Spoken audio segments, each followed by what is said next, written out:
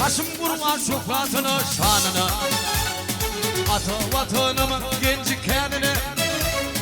parlatuğum Türkmenilim şanını, Türkmenilim mutlu olsun baydağım, İrvanımın firdar bir sayılanı,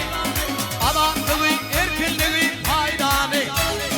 halkım hürmetlanı, halkım halanı, Türkmenilim mutlu olsun baydağım.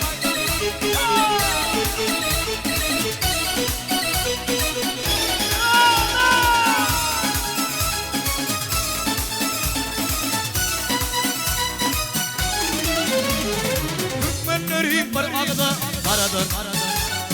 yaşıl suyu alaf alaf parladan, araştırılıp senin dünya zar eden, Türkmenilim mutlu olsun baydağım, İrvanımın firdar bir sayılanı, adamlığı erkinliği faydanı,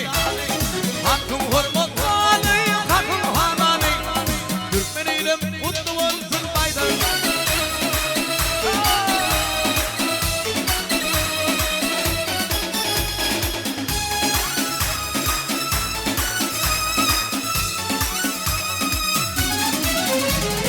Türkmenilim anlı bildir amandır,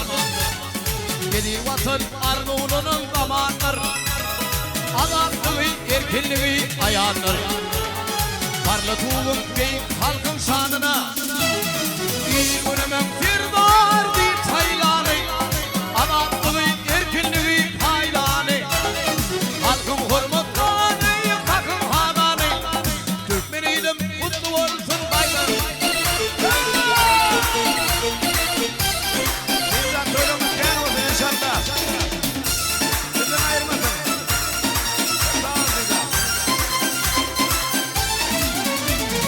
Başım vurma şöhretini, şanını,